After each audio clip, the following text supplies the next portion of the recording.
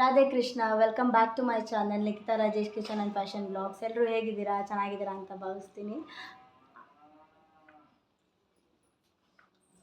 ನನಗೆ ನನ್ನ ಫ್ರೆಂಡ್ ಮನೇಲಿದ್ದೀನಿ. ಕೃಷ್ಣನ್ ಪ್ರಸಾದ ಅಂತ ಹಿಂದೆ ಕಾಣ್ತಾ ಇದೆ ನೋಡಿ, ಕೃಷ್ಣ. ಆ ಕೃಷ್ಣನ್ ಪ್ರಸಾದ ಅಂತ ಹೇಳಿ ಮೊಸರು ತಿನ್ನಿಸ್ತಾ ಇದ್ದಾಳೆ ನನ್ನ ಫ್ರೆಂಡು. ಇವತ್ತಿನ ಬ್ಲಾಗ್ನಲ್ಲಿ ನೀವು ನನ್ನ ಒಂದು ಸಂಕ್ರಾಂತಿ ಸ್ಪೆಷಲ್ ಸ್ವೀಟ್ನ ತೋರಿಸ್ತಾ ಇದ್ದೀನಿ. ನಾನು ಮಾಡೋದಿಲ್ಲ, ನಮ್ಮ ಅಮ್ಮ ಮಾಡ್ತಾರೆ. ಈಗ ನಾನು ನಮ್ಮ ಅಮ್ಮನ ಮನೆಗೆ ಹೋಗಬೇಕು.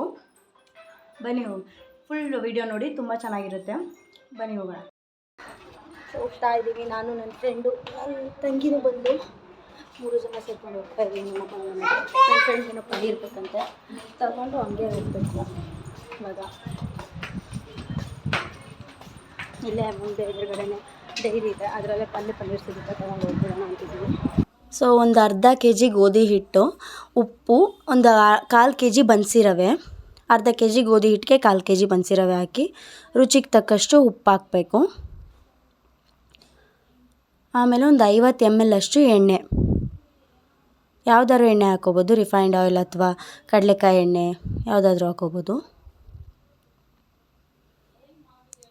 ಆಮೇಲೆ ಸ್ವಲ್ಪ ಹೊಂದಿಸ್ಕೋಬೇಕು, ಅದನ್ನೆಲ್ಲ ಅಡ್ಜಸ್ಟ್ ಮಾಡ್ಕೋಬೇಕು. ಅದನ್ನು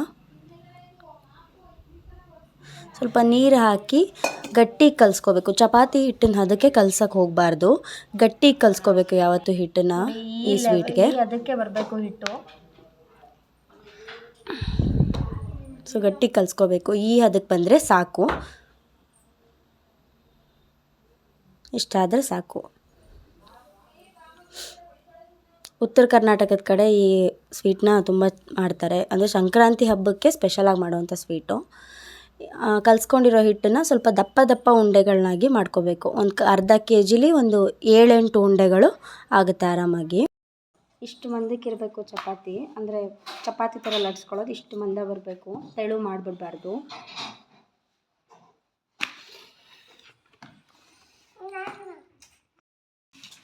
ತವಾ ಮೇಲೆ ಹಾಕಿ ಬೇಯಿಸ್ಬೇಕು ಚೆನ್ನಾಗಿ. ಮೊದಲೇ ತವಾ ಕಾಯಿಸ್ಕೊಬಿಟ್ಟಿರ್ಬೇಕು ಬಿಸಿಯಾಗಿ.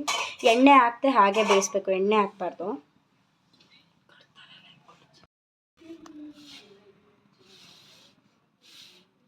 ಎಣ್ಣೆ ಹಾಕ್ತೆ ಬೇಯಿಸ್ಬೇಕು ಇದನ್ನು.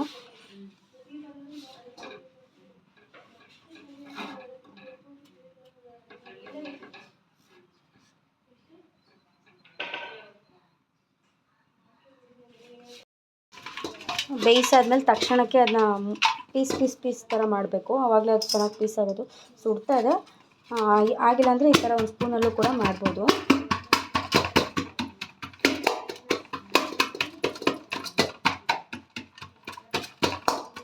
ಬಿಸಿ ಇದ್ದಾಗಲೇ ಮಾಡ್ಕೊಬಿಟ್ರೆ ಬೇಗ ಪೀಸ್ ಆಗುತ್ತೆ. ಗಟ್ಟಿ ಆಗಿಬಿಟ್ರೆ ಆರೋಗ್ಬಿಟ್ರೆ ತುಂಬ ಗಟ್ಟಿಯಾಗಿ ಹೋಗುತ್ತೆ, ಕಷ್ಟ ಆಗುತ್ತೆ ಮಾಡೋದು.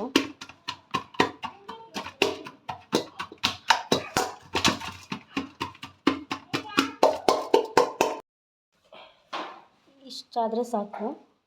ಈ ಥರ ತರ್ತರಿಯಾಗಿರಬೇಕು. ಒಂದು 3-4 ಸರಿ ಮಿಕ್ಸರ್ ಮಾಡಿದ್ರೆ ಸಾಕು, ಈ ಥರ ಬಂದ್ಬಿಡುತ್ತೆ ಕನ್ಸಿಸ್ಟೆನ್ಸಿ. ಸ್ವಲ್ಪ ಆರಿಸ್ಬೇಕು ಅದನ್ನು.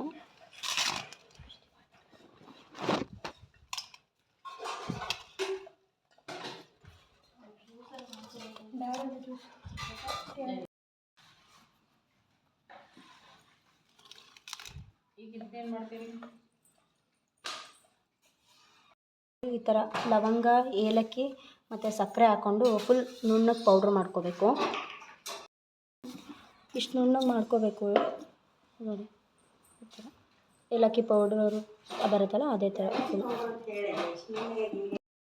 ನಾವು ಮಿಕ್ಸಿ ಮಾಡ್ಕೊಂಡಿರೋವಂಥ ಪೌಡರ್ಗೆ ಒಂದು 300-350 ಗ್ರಾಮ್ ಅಷ್ಟು ಬೆಲ್ಲನ ಹಾಕ್ಕೊಂಡು ಚೆನ್ನಾಗಿ ಮಿಕ್ಸ್ ಮಾಡ್ಕೋಬೇಕು. ಎರಡು ಚೆನ್ನಾಗಿ ಹೊಂದ್ಕೊಳ್ಳೋ ಥರ ಮಿಕ್ಸ್ ಮಾಡ್ಕೋಬೇಕು. ಸಿಹಿ ಕಮ್ಮಿ ಬೇಕು ಅನ್ನೋರಾದರೆ 1/4 kgನೇ ಬೆಲ್ಲ ಸಾಕಾಗುತ್ತೆ. ಇಲ್ಲ ಸಿಹಿ ಜಾಸ್ತಿ ಬೇಕು ಅಂದರೆ ಒಂದು 350 ಗ್ರಾಮ್ ಅಷ್ಟು ಹಾಕಬೇಕು. ಹಾಕಿ ಚೆನ್ನಾಗಿ ಹೊಂದಿಸ್ಬೇಕು ಅದನ್ನು. ಸಕ್ಕರೆನ ಒಂದು ಸ್ವಲ್ಪ 100 ಗ್ರಾಮಷ್ಟು ಸಕ್ಕರೆನ ಪೌಡ್ರ್ ಮಾಡಿ ಇಟ್ಕೋಬೇಕು. ಬೇಕು ಅಂದರೆ ಸಕ್ಕರೆ ಸ್ವಲ್ಪ ಕಮ್ಮಿ ಆಗಿದೆ ಅಂತ ಅನಿಸಿದ್ರೆ ಪೌಡ್ರ್ ಮಾಡಿ ಇಟ್ಕೊಂಡು ಅದಕ್ಕೆ ಮಿಕ್ಸ್ ಮಾಡಬೇಕು. ನಾವು ಸ್ವಲ್ಪನೇ ಮಿಕ್ಸ್ ಮಾಡಿದ್ವಿ.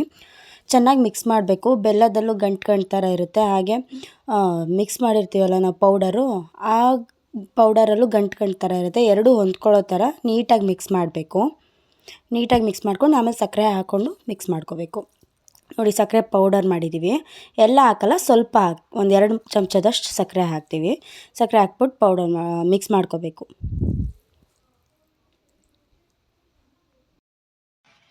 ಈ ಥರ ಅದು ಹೊಂದ್ಕೊಳ್ಳೋದಕ್ಕೆ ಈ ಥರ ಉಜ್ಜಬೇಕು ಬೆಲ್ಲನೂ ಪೌಡರೆಲ್ಲ. ಸ್ವಲ್ಪ ಚೆನ್ನಾಗಿ ಹೊಂದಿಸ್ಬೇಕು. ಅದು ಬೆಲ್ಲದಲ್ಲೂ ಗಂಟು ಥರ ಇರುತ್ತೆ, ಆಮೇಲೆ ಈ ಪೌಡರಲ್ಲೂ ಸ್ವಲ್ಪ ಬಿಸಿಗೆ ಗಂಟು ಥರ ಆಗಿರುತ್ತೆ. ಅದೆರಡೂ ಕೂಡ ಚೆನ್ನಾಗಿ ಹೊಂದ್ಕೋಬೇಕು. ಕಲಿಸ್ಕೊಂಡಿರೋದನ್ನ ಮಿಕ್ಸರ್ ಮಾಡ್ಕೋಬೇಕು ಇನ್ನೊಂದು ರೌಂಡು. ಅದು ಹೊಂದ್ಕೋಬೇಕು ಚೆನ್ನಾಗಿ. ಸಾಕಷ್ಟು ಹಾಕು. ಈ ಥರ ಆಗುತ್ತೆ, ಹೊಂದ್ಕೊಳ್ಳುತ್ತೆ ಮಿಕ್ಸಿ ಮಾಡಿದ್ರೆ. ಒಂದು ರೌಂಡ್ ಮಾಡಿದ್ರೆ ಸಾಕು, ಈ ಥರ ಬರುತ್ತೆ.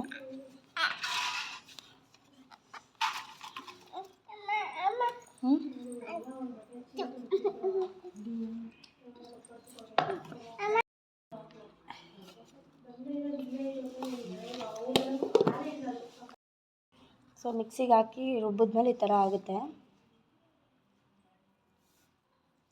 ಆಮೇಲೆ ಏನು ಮಾಡೋದಮ್ಮ? ಏಲಕ್ಕಿ ಪುಡಿ ಹಾಕೋ. ಏಲಕ್ಕಿ ಪುಡಿ ಹಾಕೋ. ಎಲ್ಲ ಹಾಕ್ಬಿಡ್ಲಾ?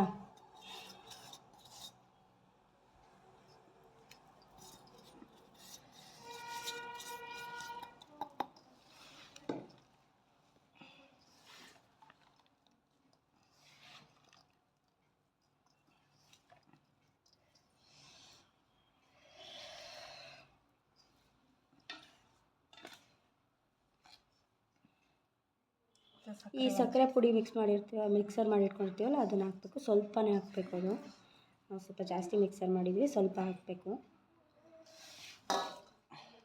ಸಾಕಷ್ಟೇ, ಸ್ವಲ್ಪನೇ. ಕೊಬ್ಬರಿ ತುರಿದಿಟ್ಟಿದ್ವಿ.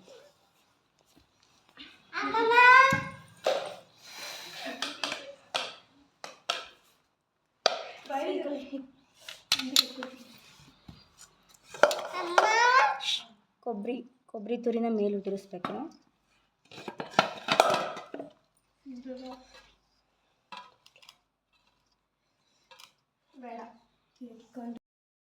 ಲಾಸ್ಟಲ್ಲಿ ರೆಡಿ ಆಯಿತು. ಇದು ಮಾದೇಲಿ ಸ್ವೀಟು. ಕೊಬ್ಬರಿ ಪುಡಿ ಲಾಸ್ಟಲ್ಲಿ ಹಾಕಿದ್ರೆ ರೆಡಿ ಆಯಿತು. ಕಳ್ಳೆನೂ ಹಾಕ್ತಾರೆ ಇದಕ್ಕೆ ಮೇಲ್ಗಡೆ. ನಾವೇನು ಹಾಕಿಲ್ಲ, ಅಷ್ಟೇ, ನಮ್ಗೆ ಇಷ್ಟ ಆಗಲ್ಲ ಅಂತ. ಸೊ ಚೆನ್ನಾಗಿದೆಯಾ ನೋಡಿ, ಕೊಬ್ಬರಿ ಎಲ್ಲ ಹಾಕಿ ಮಾದೇಲಿ. ಇದಕ್ಕೆ ಹಾಲು ಮತ್ತು ತುಪ್ಪ ಹಾಕ್ಕೊಂಡು, ಬಿಸಿ ಬಿಸಿ ಹಾಲು ಹಾಕ್ಬಿಟ್ಟು ಮೇಲ್ಗಡೆ ತುಪ್ಪ ಹಾಕ್ಕೊಂಡು ಕಲಿಸ್ಕೊಂಡು ತಿನ್ನಬೇಕು. ಚೆನ್ನಾಗಿರುತ್ತೆ ಆವಾಗ.